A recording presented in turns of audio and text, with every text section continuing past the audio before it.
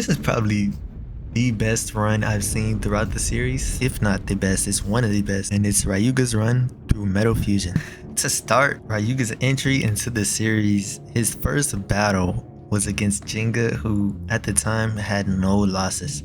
Jinga was that guy. He had all the wins, all the plot armor, 100 bladers, you name it. Anybody they threw at him, he would just demolish them. But in his first appearance in the anime, he just demolishes the main character and makes him lose his cool, which is something we had never seen before. So that already just made him such an elite character. He had one of the best introductions of any character in my opinion. And then to make matters worse, we then learn that he also was giving Jinga's daddy whoopings too way back in the day, which just makes him all the more an elite character. And then the fact that he has his Forbidden Bay, which just sounds cool in its own, and it's just different from the rest, and it's just more powerful. You know, it was forbidden because it had a secret dark power that just made him just so much cooler. You know, he had the dark power and he really knew how to utilize it, which was amazing. And then we see him breeze through a battle with Yu, who then becomes the only other blader to defeat Jinga in a legitimate battle besides Rio or Phoenix in Metal Fusion, if I'm not mistaken. And then he goes on a tear, racking up points left and right,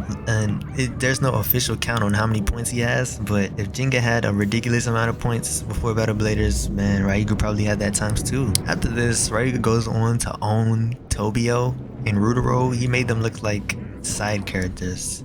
He made them look like OTA level characters. He made them look how Jinga made OTA look. Mind you, before this battle, these two were legitimate bladers, and Rudero individually gave Jinga a run for his money. Tobio also gave Kyoya a run for his money, and he just made them look like they were garbage. He was on a whole nother level, honestly. Never seen nothing like this. And then when Battle Bladers begins, his first opponent is Hikaru. To be fair, Hikaru, she was no match for majority of the characters in the series. She lost to a prepubescent Kensa. I know it was after like 1,000 attempts, but she did lose to him and then proceeded to lose to Jinga, and she just never had any significant wins. Anyways, to start Battle Bladers, he really set the tone for the Dark Nebula and what he was about to do in that tournament. He retires Hikaru. He not only defeats her, he obliterates her, literally blasts her through the stadium, destroys the stadium, gives her PTSD, and retires her. She never bladed again except one battle. Afterwards, he's matched up with Tsubasa, and Tsubasa, he gave Jinga, the main character, a run for his money. And to be fair, Tsubasa did have a great battle, but it's just clear the power difference was there.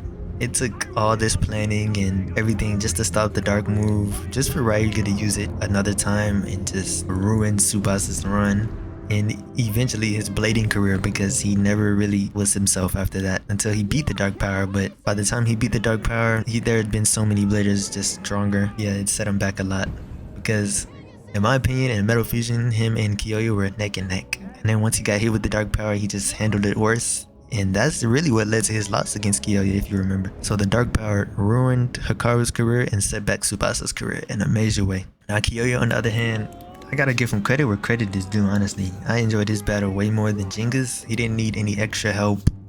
You know, he just fought with his own Blader Spirit alone. He went toe to toe with the strongest character in the season. If you were to show me both of those battles without showing me the end results, I mean, I would automatically assume Kyoya is the stronger battle. He just, you know, he stood his ground better than Jinga, I feel, on his own. He ended up, you know, striking the dragon through Kyoya's chest. Mind you, this was using his own power, you know, using his power alone and not the power he had stolen from the thousands of bladers he defeated before this. So if Kyoya didn't taunt him into doing that, it would have been probably near Hikaru's level of pitiful, because he had already gained Tsubasa's power, and Tsubasa was like on Kyoya's level or almost there. So all the stolen power, you know, they went neck and neck without the stolen power. With the stolen power, it would have been ridiculous. And if you remember correctly, he ended the battle easily once he started using that stolen power. When L-Drago possessed him, he brought out a new dark move and just obliterated Kyoya. Oh yeah, and remember how I said he went on that tear, racking up points and just defeating a lot of bladers at once? One of those were Benkei, and he